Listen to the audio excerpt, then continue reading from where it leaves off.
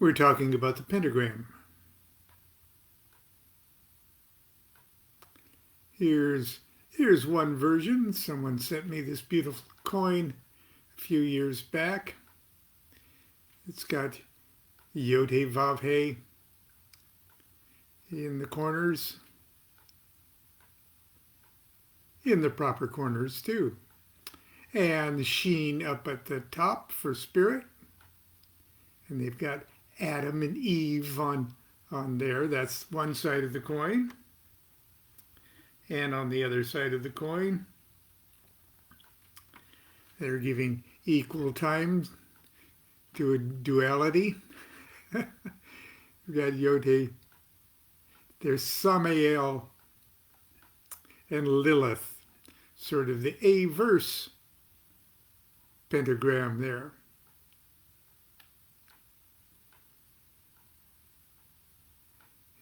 And there's a sort of a Baphometic head. And it's an averse triangle or a pentagram. Now, that's the common wisdom that the pentagram with its point up is spirit in control of the elements, and with the point down, it is somehow evil, with the triumph of matter over spirit. But a magician has to get to the point where duality is transcended, and then all of that becomes quite silly. Instead of matter triumphing over spirit, we tend to look at it as spirit descending into matter, which is the definition of creation itself. But anyway, I forget who it was that sent me this. I'm terribly sorry. It was many years ago. But thank you very much if you're watching. So we are reading from the Magick of Aleister Crowley, the Handbook of the Rituals of Thelema. And we're on the chapter of the Pentagram Rituals. And just to remind you, yesterday we went through all of the various ways to draw the pentagram to invoke or banish all four elements, and the two types of spirit, active and passive. And the reason we're doing all of this review of the classic pentagram ritual before we get to the rituals of Thelema pentagram rituals, it's for this reason. The two pentagram rituals, Thelemic pentagram rituals that we will discuss coming up here, the Star Ruby and Liber Reguli, both assume that the magician has mastered all the pentagrams so thoroughly that he or she can simply create a pentagram. We read this yesterday, but I'm backing up. That the magician can simply create a pentagram aright in their forehead. So in other words, once you're master of that pentagram, then the pentagram that you imagine in your forehead is the master pentagram of all of those. And then you hurl that forward in your Thelemic ritual. But unless you actually are the master of the pentagram, that's going to be almost a worthlessly weak pentagram that you're throwing forward. So Crowley wants you and assumes that you already are a master of the standard pentagram ritual before growing into the Thelemic rituals. So Crowley assumes that the magician has mastered all the pentagrams so thoroughly that he or she can simply create a pentagram right in thy forehead and hurl it forward toward the appropriate quarter. It's only reasonable to conclude that if you aren't truly the master of the pentagram, the star you hurl forth from your forehead will be anemic and ineffectual. To prepare for such a command of the elements, it's necessary to memorize and perfect the two fundamental rituals of which the star ruby and reguli are derived. That is, the lesser ritual of the pentagram and the greater ritual of the pentagram. The magical education these two ceremonies provide is the key to the power of the Thelemic rituals which follow. The lesser ritual of the pentagram. Now, just a few minutes ago, I posted a very informal demonstration of the lesser banishing ritual of the pentagram that I did with my friends at the Fortune Wheelhouse Academy meeting. And I posted it right here under. It'll be, just scroll down my page. It only takes a couple minutes to watch it. And that'll give you a demonstration of a very simple version of the pentagram ritual. Crowley had great respect for the simple pentagram ritual. In a footnote to the Palace of the World, he wrote the following: "Those who regard this ritual as a mere device to invoke or banish spirits are unworthy to possess it. Properly understood, it is the medicine of metals and the stone of the wise." The lesser, unquote, the lesser ritual of the pentagram should precede any magical working or divinatory exercise. It is the magical equivalent of cleaning, vacuuming, and dusting the temple before operating. Only one type of pentagram is used, the banishing earth pentagram, that one right there.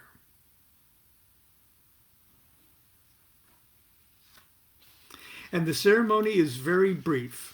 It provides, perhaps for the first time, the opportunity for the magician to create a magical environment. This simple ritual is useful in many other ways as well. It grounds the magician and establishes a protective circle of operation.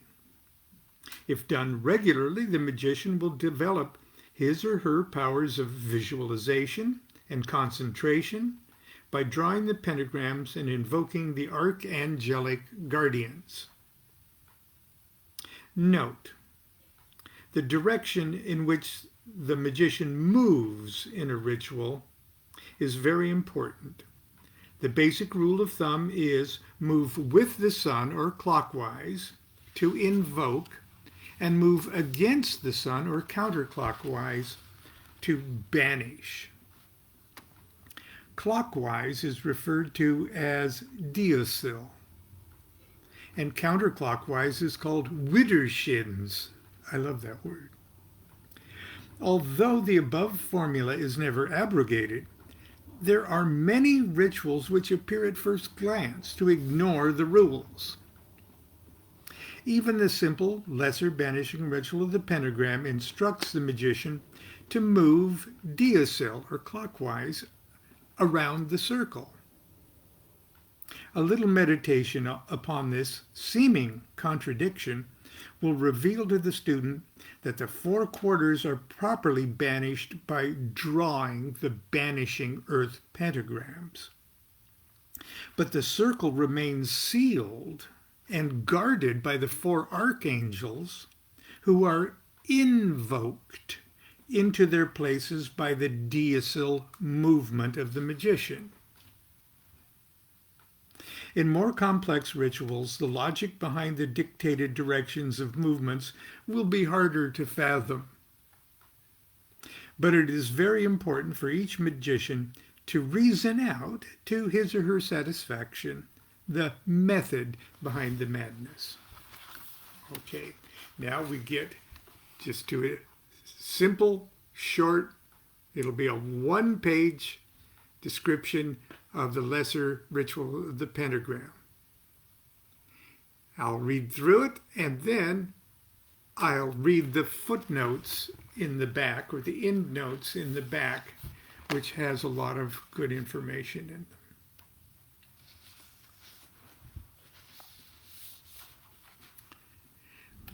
we're assuming that we're standing up. And most of the time we start out standing up facing east.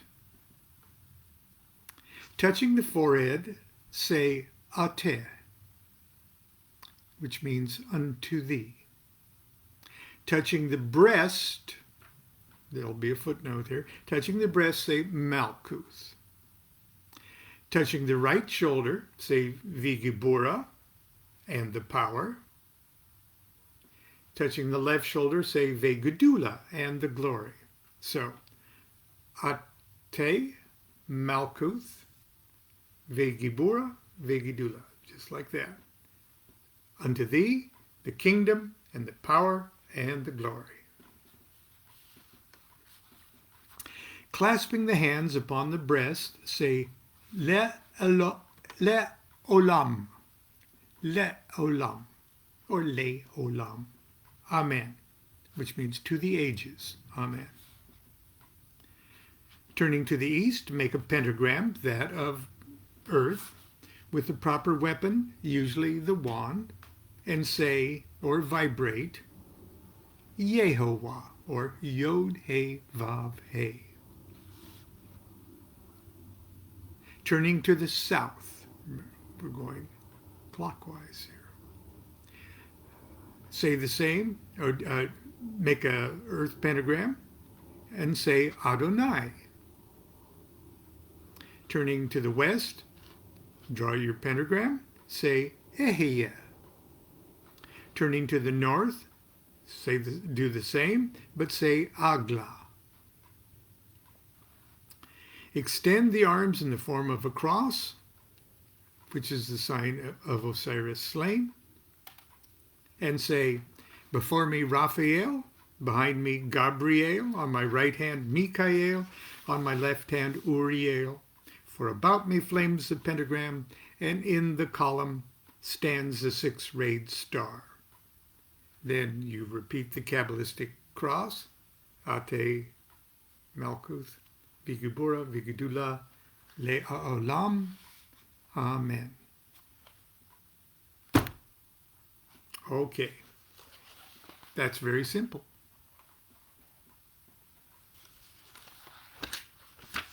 Here's the footnotes.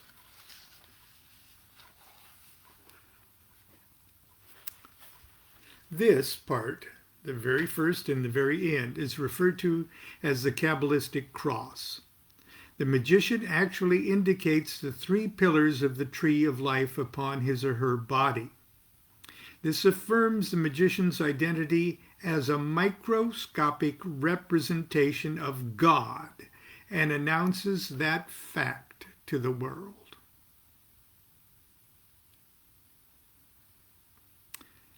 The divine names are taken from traditional Kabbalistic sources. Yod He Vav He, the Tetragrammaton, Adonai, often translated Lord, used as a synonym for the holy guardian angel. Ehyeh, or A-H-I-H, I am, and Agla is a notericon of the words Ate, Gibor, Le'olam, Adonai, thou art mighty forever, my Lord. These names govern their respective archangels: Raphael, whose name means God has healed; Gabriel, God is my strength; Michael, who is as God; and Uriel, light of God.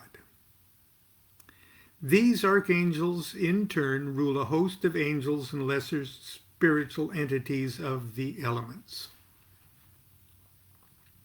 Now, when it's all over, for about me flames the pentagram, and in the column shines the six-rayed star, or stands the six-rayed star, or words to that effect. So, what you've just done is created walls, and I'll describe it in the footnote in a second. Walls of pentagrams around you. But above you and beneath you, imagine a Star of David in the ceiling and a Star of David on the floor, and connect all those walls. That's a column of a six-sided star. You've kept the microcosm at, well, I'll read this, hang on. DuQuette says it so well. The hexagram, it flames both above and beneath the magus, who is thus in a cube of 4 pentagrams and 2 hexagrams, 32 points in all. That's a quote from Crowley. By creating the 4 pentagrams at the quarters and positioning the 4 archangels to stand as guardians, the magician has sealed the circle and created a new magical environment. The microcosm, the little world of 5, is now held at bay outside and beyond. A vacuum is formed within the circle, which has become a column extending infinitely above and below. As magic and nature abhor vacuums, this environment is immediately filled by the inrush of the macrocosm, the big world of 6, represented by the hexagram. It is from this superior position that the magician sets to work.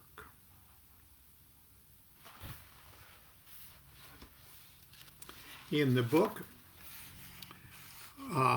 this is a good place for us to insert pictures of the various signs, and you'll see my beautiful wife Constance demonstrating these signs.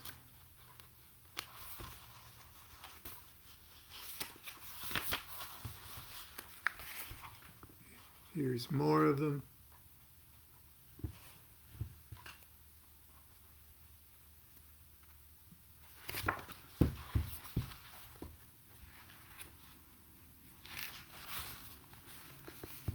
There's more of them.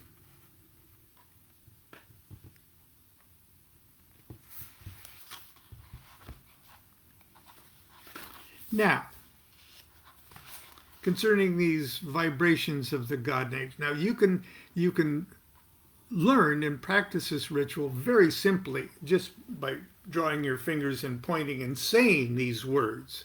As a matter of fact, do that, especially as you're memorizing it and getting everything second nature. Just when you draw your star, say Yehovah or Adonai. Just say it. But Crowley says vibrate. So once you got it all memorized in second nature, start to vibrate the words. And here's what I say on page 63. Vibration of the God names, of the divine names. Once the lesser banishing ritual of the pentagram has been committed to memory, the magician should then learn to vibrate the divine names in the quarters rather than simply say them. Crowley gave detailed instructions in part 3 of Liber O, from which we quote. Stand with arms outstretched. Breathe in deeply through the nostrils, imagining the name of the God desired entering with the breath. Let that name descend slowly from the lungs to the heart, to the solar plexus, to the navel, to the generative organs, and so to the feet. At the moment that it appears to touch the feet, quickly advance the left foot about 12 inches, throw forward the body, and let the hands, drawn back to the side of the eyes, shoot out so that you're standing in the typical position of the god Horus. Just like that.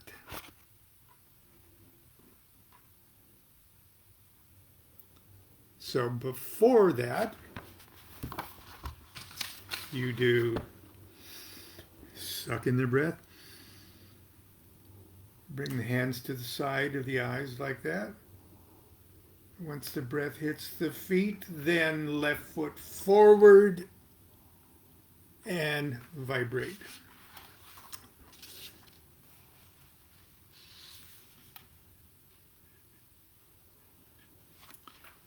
The moment that it appears to touch the feet, quickly advance the left foot about 12 inches. Throw forward the body and let the hands, drawn back to the side of the eyes, shoot out so that you're standing in the typical position of the god Horus. At the same time, imagine the name as rushing up and through the body while you breathe it out through the nostrils with the air which has till then been retained in the lungs. All this must be done with all the force you are capable. Then withdraw the left foot and place the right forefinger upon the lips so that you're in the characteristic position of the god Harpocrates. Now, when you do this in the Pentagram Ritual, magicians differ as to what they do. I was taught, and I continue to do so, that after I, in each quarter, make that sign, I keep my arm up so as to not to break the circle, and I move to the next quarter to do that, and I keep my hand up, and I don't make the sign of silence yet until I finish the fourth one, and then I close it. When making the sign of Horus active, that one, as a singular movement, it isn't a singular movement. Every time you do that, then you do that.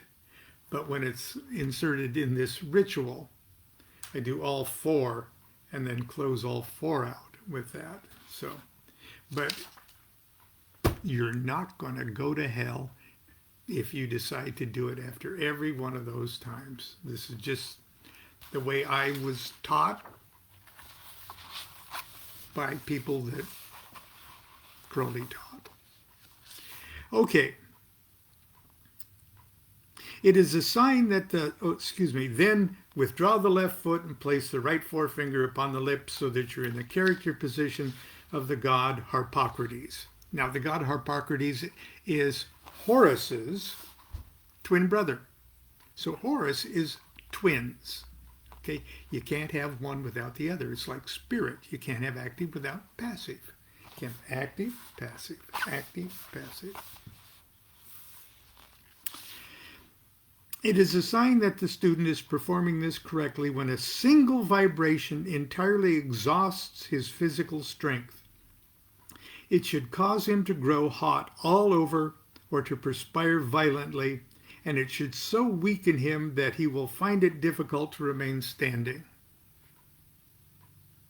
It is a sign of success, though only by the student himself is it perceived, that when he hears the name of the god vehemently roared forth, as if by a concourse of 10,000 thunders, and it should appear to him as if that great voice proceeded from the universe and not from himself. Now, in my early years, the first few years that I was mastering the Pentagram Ritual, I had to do all my ritual work before I left for work, and I left for work about 6 in the morning. So that meant all my morning routines started about 4 a.m. And I've got neighbors, okay? So I learned my private vibrations are more sort of a nostril hiss with all the force. It's almost a silent intense, focused hiss coming out of my nose. Sometimes it got very messy, but it created that internal 10,000 thunders. And it gets to a point of where you hit a sweet spot and you know when you do it, and then you can do it every time. Okay, what time do we have here? Okay, that's where I'm going to leave off today. And tomorrow we'll pick up with Crowley's own notes on the ritual of the pentagram, and we will start talking about the greater pentagram ritual. It's Wednesday. 1 week from tonight is the Holy Guardian Angel Workshop. As I said yesterday, please don't wait to the last minute to register for that if you intend to register. But until tomorrow, continue to be good to yourself and be good to each other, everyone. Do what thou wilt shall be the whole of the law.